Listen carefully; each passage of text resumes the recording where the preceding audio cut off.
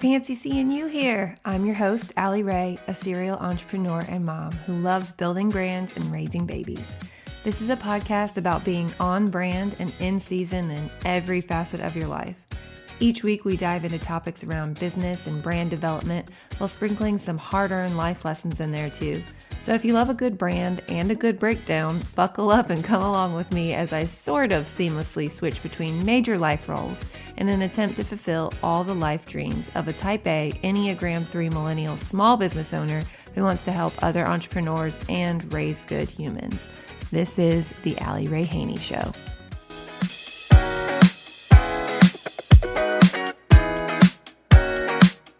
Hello everyone, and welcome to the very first full episode of the Ali Rae Haney Show. I'm your host, Ali Rae, and I'm so excited to be recording, albeit a little nervous, but we're going to do it anyway. As you heard in the intro, this podcast is all about branding, but believe it or not, I didn't go to school to be a brand developer or a marketer or a business owner. I'm an English teacher by trade, and I feel like this is weird because I'm using air quotes and you can't see me. But once I realized that the traditional classroom wasn't for me, I packed up my school supplies and started a photography business with zero background in photography or business. Yeah. I learned a lot of lessons along the way, including how to pivot an entire business and brand to make it fit my lifestyle. My business has seen so many iterations, from wedding photographer to online educator to branding photographer to wedding venue owner for a very brief time before finally settling my business into its current state of brand development and photography. My love for working with small business owners is what's keeping me going on a daily basis. I love helping others to build the business and brand of their dreams that serves their lives, serves their families, serves their dreams, and it really is irreplaceable and such an honor. It's really my goal for this podcast for me to feel like your business best friend who's gonna give you the hard truths while still picking you up and cheering you on. Entrepreneurship is not for the faint of heart. And if you've made it here, then I want to be your friend and I want to be your cheerleader because I am honoring the season of life that I am currently in as a mom of 3 young children, juggling a few businesses and an impending move. I just really want to keep it real with you guys. I would absolutely love to be able to commit to a weekly podcast routine, but that is just not feasible right now. Or, well, maybe it is feasible, but certainly not desirable to me in this season. So with that being said, I have decided to release the Ali Rae Haney Show in seasons. Each season will be 8 episodes. Most of those episodes will be directly related to branding, but I am known to trail off on topics when inspiration hits. So yeah. Between each season, though, I do plan on having a break of 5 weeks before we pick back up with the next season. I hope you guys understand, and hey, they say anticipation is everything, right?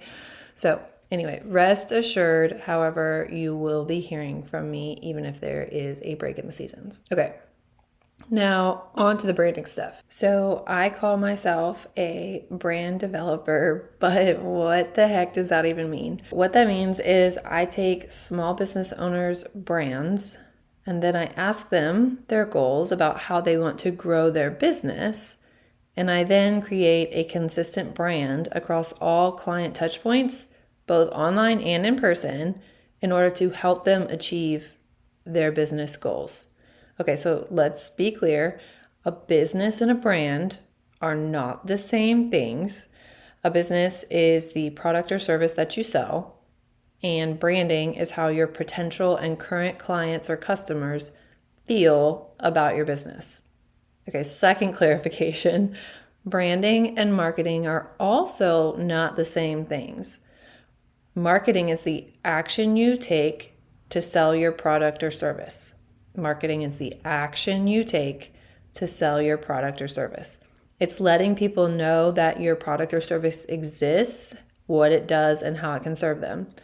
Branding, on the other hand, like I mentioned before, is how the potential and current customers feel about your business. Those often get confused because with marketing, you are trying to get clients to feel something, to feel some type of way about your product or service, but the something that they feel is because of your branding. And I know that these are splitting hairs a little bit, but this all leads me to my next point.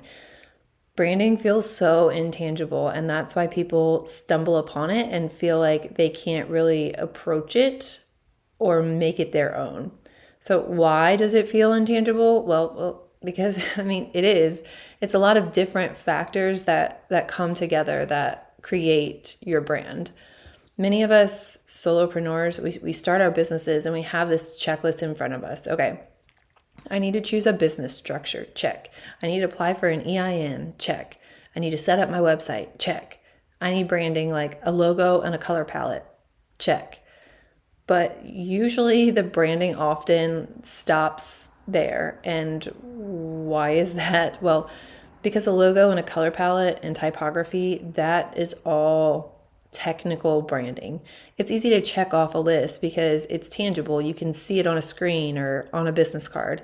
And don't get me wrong, I absolutely think technical branding is important, but the companies that you can't get enough of, the ones that grab your attention, but you don't know exactly why, the ones that you're willing to pay a premium for, those businesses, they don't stop their branding at a logo and a color palette. They push way deeper past the surface level stuff. Building a brand boils down to being liked, known, and ultimately trusted by your clients and customers. But let's first focus on being known.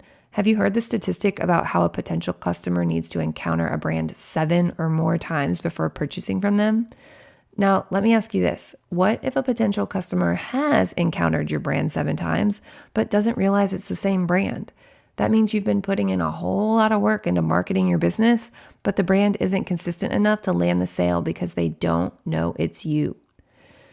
Consistency while building a brand is so important to top-line sales. In fact, it could increase them by 33%. Yes, you could be missing out on a third of your sales because people don't know your business is your business. Fix all of this confusion by creating a consistent and cohesive brand across all client touchpoints using the Brand Strategy Framework mini course. This is where we'll walk through all the foundations of a solid brand, then audit your existing brand to finally implement the changes that need to be made in order to get you the brand you want and deserve. This DIY style course is perfect for the entrepreneur who's working on a budget but knows that something within their business doesn't quite hit right. Head to the Brand Strategy Framework course link in the show notes to take the next step in your brand's journey. Let's talk about 3 different concepts that often feel intangible within the branding world, but it will take your branding to the next level if you can master these. And I'm also going to try and break them down to actual action items that you can enact within your business and your brand. Okay, first, and don't come at me, is defining your ideal client or audience. Okay, seriously, before you sign off right there because you feel like you've heard this 1,000 times, just hang with me for the next couple of minutes because I promise to try and deliver you something that you haven't heard before in amidst like a very saturated topic. Okay, let's dive in. I want you to answer these questions about your ideal audience. What does their everyday life look like? Like, put yourself in their shoes. You may have done this exercise before where you're asked where they shop, what they do in their free time. And that's not bad information to have per se, but it actually is a bunch of small pieces that fit together into a bigger picture. So take it back for a second and think about your own life.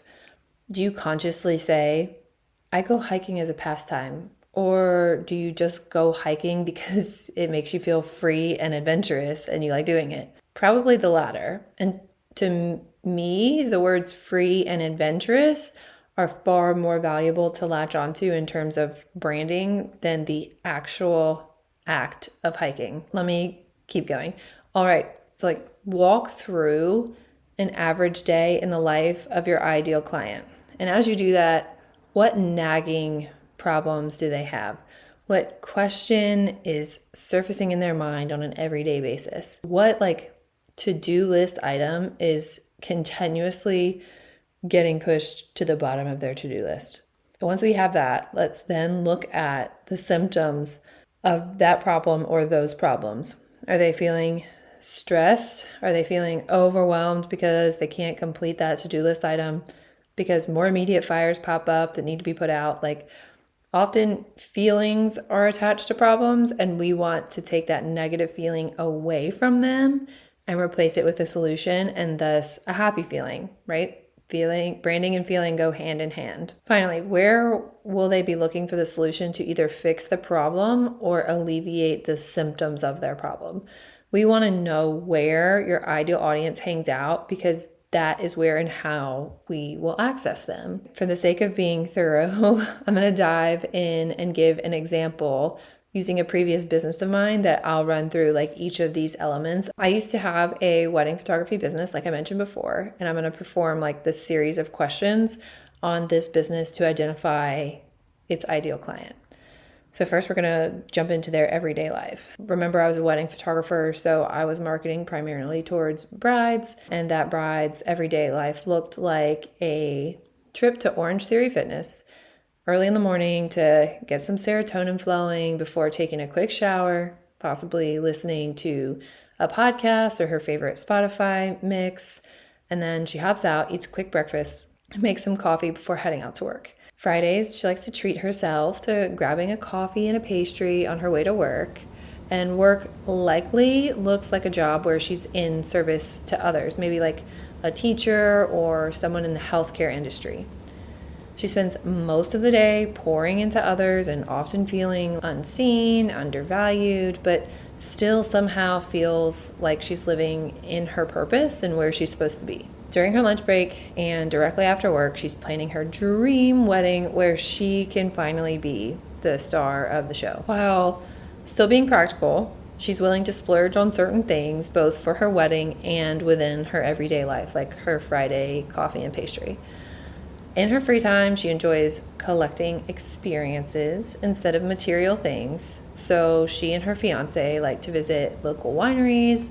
They enjoy going to live music with the occasional bigger travel trip in there. She also loves spending time with her immediate family and her fiance's immediate family because she realizes that they are an integral part of who each of them have grown to be, and part of the reason why she and her fiance are such a great match.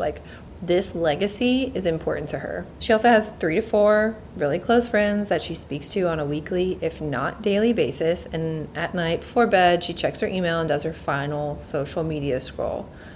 The problem that she's trying to solve is the next thing that we're going to dive into. She's trying to be practical while also finding a way to justify splurging on her big day. She acknowledges that the wedding is just one day, but also wants to cherish the fact that her marriage will last a lifetime and her wedding day is just the start to that lifetime story or legacy. Next is the symptoms of that problem, and those symptoms could be guilt for taking the spotlight or demanding certain things for her wedding day.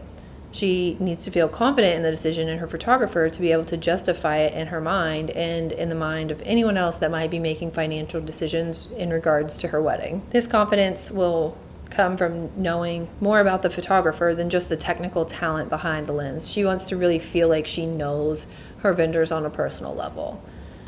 And finally, where will she be looking for the solution to her problem? And that will likely be on Google and or Instagram, because she's a millennial or very early Gen Z, and that's where she scrolls. This tells me where I need to focus my marketing efforts, which is SEO and content creation. Wrapping up defining ideal audience, I hope that was a little bit more clarifying than just being like, where do they shop? Okay, but now that we know who we are talking to and where we're going to encounter them, let's dive into the second intangible concept of branding, which is your UVP, or your unique value proposition. This also is sometimes referred to as a USP, or unique sales proposition, but for the sake of this episode and for the podcast, I'm going to use UVP. That's just a really fancy way of saying what makes you different than the next person, the next business, or the next brand selling a comparable product or service to yours. So a UVP is a concise and clear statement that communicates distinct benefits, advantages, and value that a product or service offers to its target audience. I'm going to say that one more time because that's a mouthful. A UVP is a concise and clear statement that communicates distinct benefits, advantages, and value that a product or service offers to its target audience. It is imperative that you know what your UVP is. Otherwise, your message, your business, your brand will blend in with your competitor's message, business, and brand. And we do not want that at all. If you're a product-based business owner, the UVP will often lie within the product that you sell, but it can also lie within the service or experience that you deliver when you're fulfilling the delivery of that product. If you're a service-based business owner, on the other hand, your UVP may be part of your client experience. It may be in the service itself, but regardless of your business or what you sell, you have to know your UVP in order to stand out from the crowd. We want to attract your ideal client, but we also want to repel those that are not a good fit. So defining your UVP and shouting it from the rooftops is a great way to do that. First, we have defined an ideal audience. Second, we have defined your UVP. And finally, the third intangible brand concept that we're going to cover is brand messaging. There's a lot of intuition sprinkled into this part of branding. So let me break it down into some actionable steps, which I believe will make it a little bit more manageable. First, let's determine what your ideal client's frustrations are. And these will come directly from that audience exercise that we did before. I want you to pull those frustrations out and boil them down to 2 to 3 key phrases. So for the sake of consistency, let's just go with my previous wedding photography business example. The primary frustration of that client were, 1, they wanted to get the best value for their investment. 2, they wanted to ensure that the images from their wedding day would be timeless and have the ability to become an heirloom that documents the start of their legacy. And 3rd, they wanted to be seen and heard throughout the process. All right, next, once we have defined those frustrations, we then want to find a way to solve those that are in line with our brand values. My values for the wedding photography business spoke directly to all of those concerns. Those values were service, professionalism, and efficiency. So service primarily, that covered all of those frustrations. I made a commitment to go above and beyond to provide service to all of my clients in terms of communication, anticipating their needs, and being efficient with gallery delivery after their wedding days. My professionalism instilled confidence in them that I would be able to aptly deliver the images that would document their legacy for future generations, which is what they wanted. And finally, I provided a timeline that very clearly displayed that the images they wanted to be a priority on their wedding day would absolutely be accounted for within that wedding day timeline.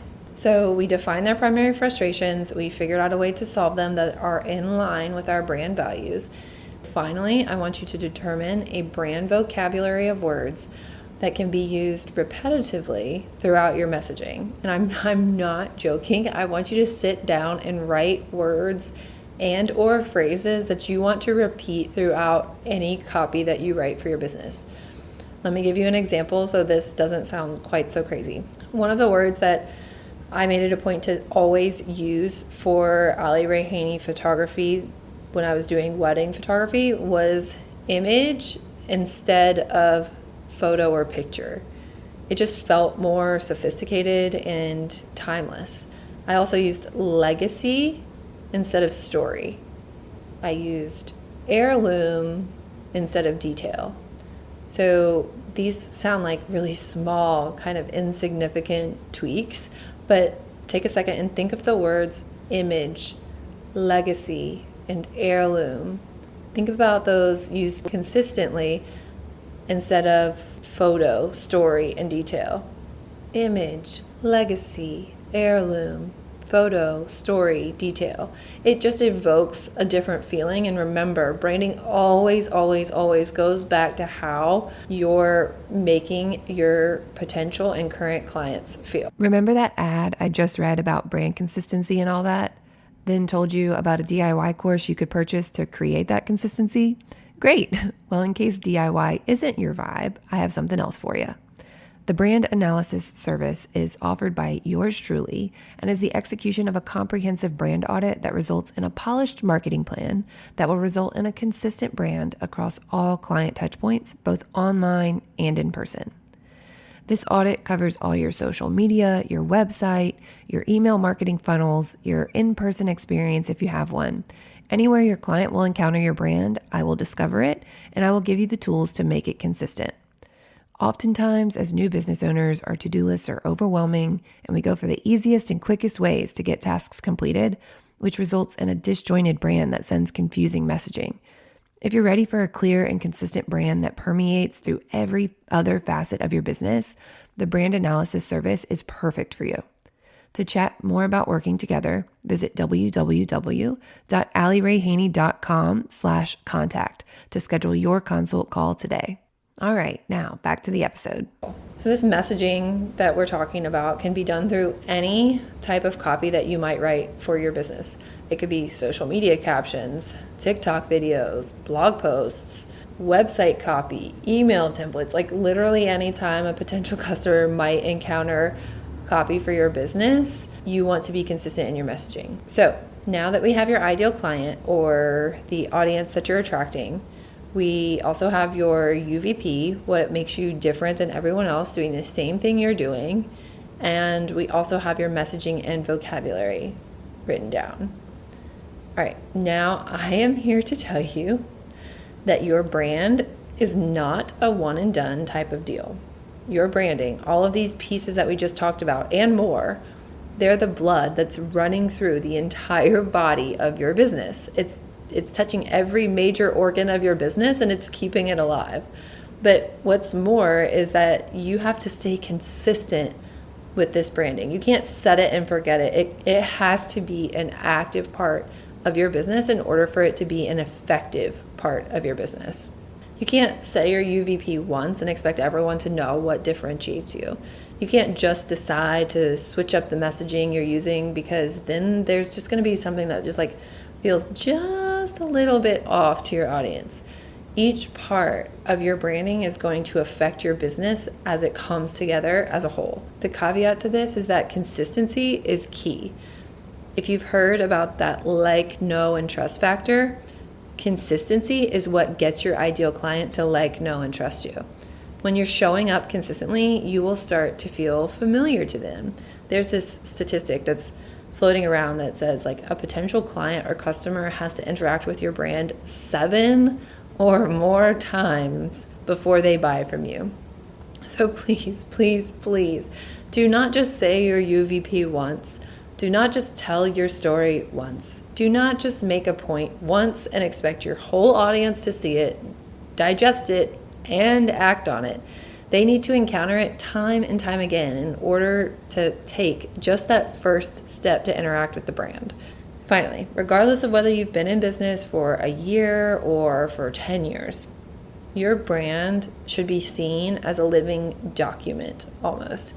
And what I mean by that is you should constantly be updating your branding as you learn more about your ideal client, or if you pivot your service or product offering, or if your ideal client changes altogether.